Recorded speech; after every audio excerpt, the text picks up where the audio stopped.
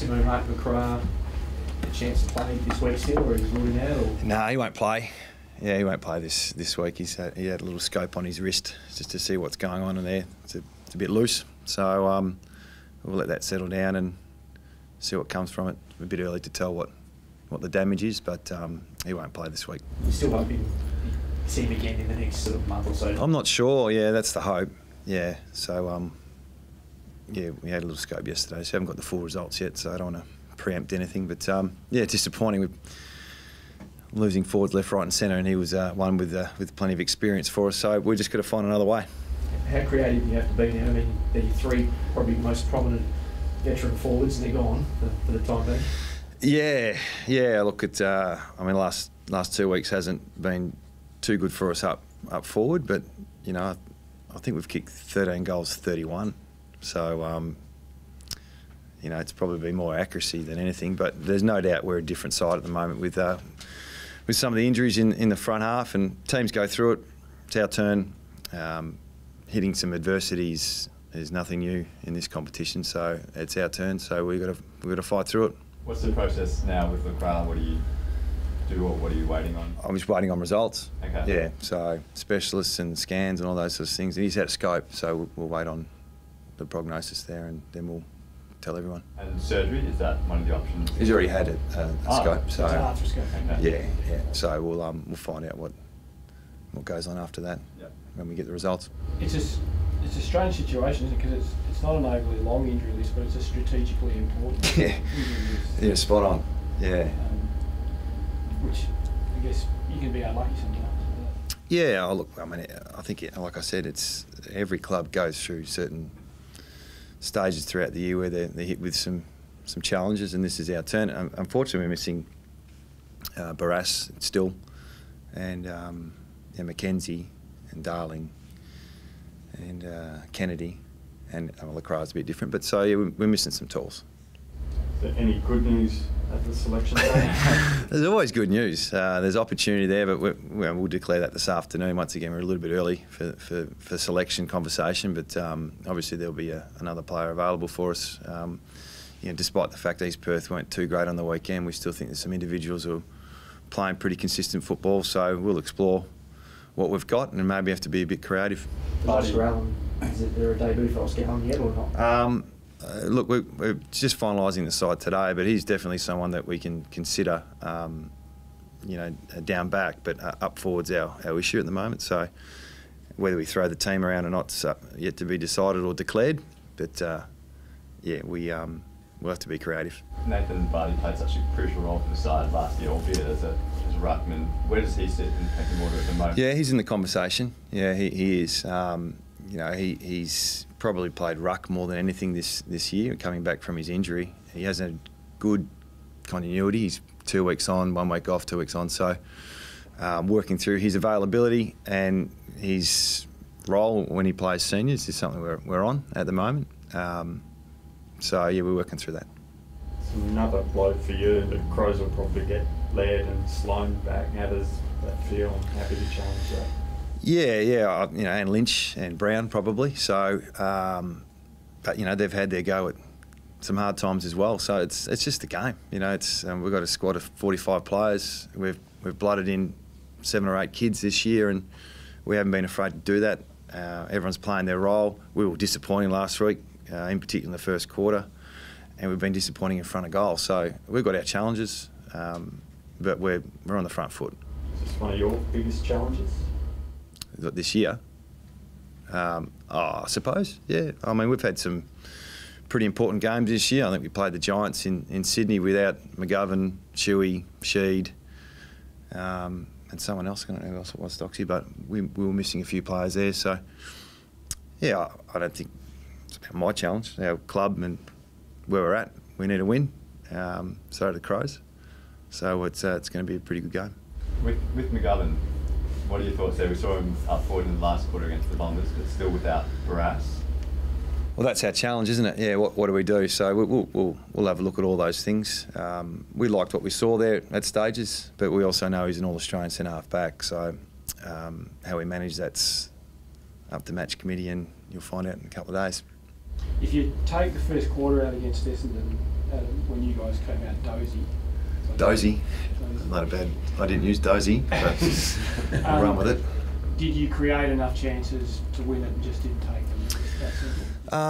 No, that's the simplistic way. I suppose we had 50 inside 50s after quarter time, and we kicked 5 goals, 16, I think.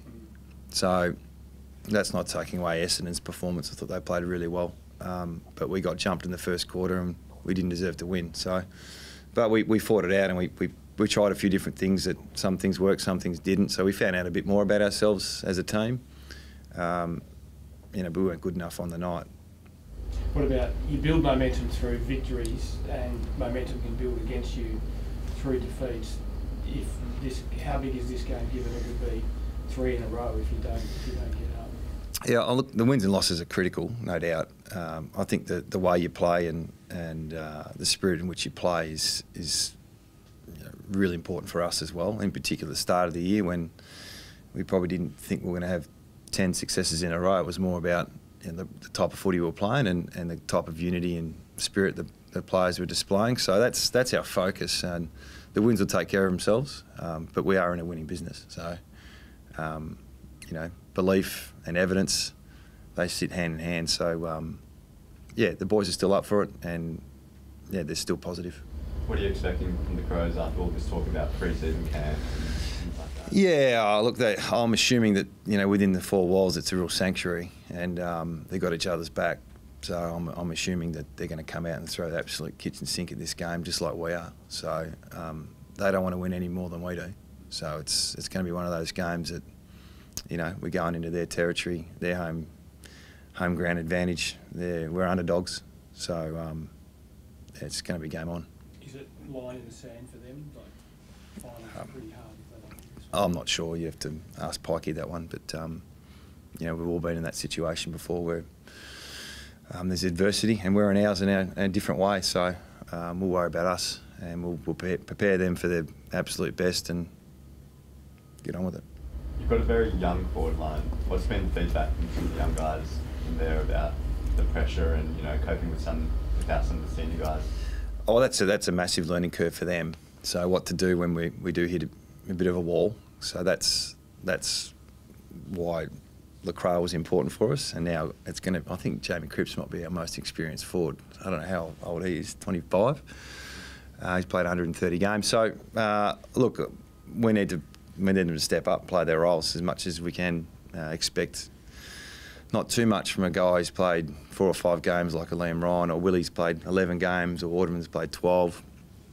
We had young Brandon play a few weeks ago. So all those things are evident, but we'll back them in and they'll try their hardest.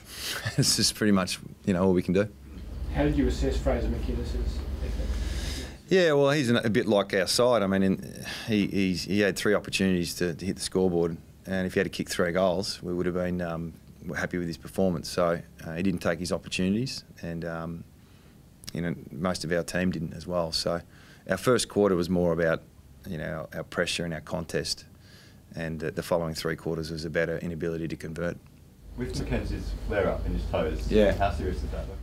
That's indefinite at the moment. We're working through specialists and trying to find a way to get over this last little hurdle. So he won't be available for a while. Yeah. Is surgery another round of surgery? I'm not sure. I think they're working through that. It's definitely not on the cards right now, but it's definitely in the conversation. How's he holding up? Because obviously he spent so long. He's doing it tough. Yeah, it's been a difficult run since 2014. He won the best and fairest, and his reconstruction, and now the toes, and dealing with those type of issues is probably beyond playing seniors. It's just getting back to feeling good about yourself. So he had a go a few weeks ago, played with a fair bit of pain, and now we've got to reassess. Is Brander in the mix again? Yeah, well, they're on the mix, yeah, for sure. So he does add to the youth of the forward line. So ideally we get some leadership down there, but sometimes the youth is what you need. So he's part of the mix. I got the feeling against Essendon you were trying to retain as much of the method as you possibly could while trying to find a different way to goal. Does that sort of lend itself to maybe McGovern plays back as much as he possibly can, and you have the option of shifting him forward rather than starting him forward and making him the focal point in the attack? It's a good question. Anyway, we've been pushing pretty hard about role-driven performances for us and trying to give our players some clarity about playing the game around their role, and putting players in different positions I think is okay. It's when you try and change the way you play and change the way you move the ball and the way you defend, those things take up energy, and especially when you've got a younger side or a younger forward line, that sometimes becomes quite difficult to handle. So changing roles is okay, but when you change method and strategy and all those things, that's when you get a little bit confused, I think, as a player. So trying to find that balance is what we're looking at the moment, and that's a challenge at the moment. Simo, the Herald Sun saying that Hayden Kennedy looking into the noise of affirmation to see why you guys get so many more free kicks at home. Obvious answer, I suppose, but you don't think you get an unfair advantage from the umps here? No, I don't. I have not got an answer for it. Okay, so we don't train for free kicks, so it's really not my issue, is it? So we have good days, we have bad days with the umpires, like all the clubs. And I'm not going to try and defend why we get more free kicks here. We love our crowd going. One suggestion that your key tools are elite key tools, so maybe they get more free kicks because they're in the right positions. Do you think that's a possibility? I'm not going to try and justify why we get free kicks. They've got a difficult job, and sometimes we get a good look, sometimes we don't. For the most part, I don't notice the umpires either way, and I don't think too often they affect the result. So, but the stats are the stats, so I'm not going to argue with all that noise. Steve Hockin was in town yesterday, talked with the doctors about the zones. Did you get a visit? Yeah, we did. Yep, we got a bit of feedback on all that, and geez, they're doing a tremendous job at getting it all organised and seeing what we can do to help make the game better. At the same time, maybe not overreacting as well. So they're working through it. The right people are in charge, from my opinion, and they'll get to a good solution soon. Do you expect to have one of those sessions before? They haven't asked us. No, I think they're trying to spread the load with Brisbane and Fremantle. So I wouldn't have thought so. No, they've already done that over here. Bother you if you didn't get one? No, that's okay. We're well informed about everything they're doing. Do you have an opinion either way? Do you want to see some of that congestion cleared up in zones, or you don't?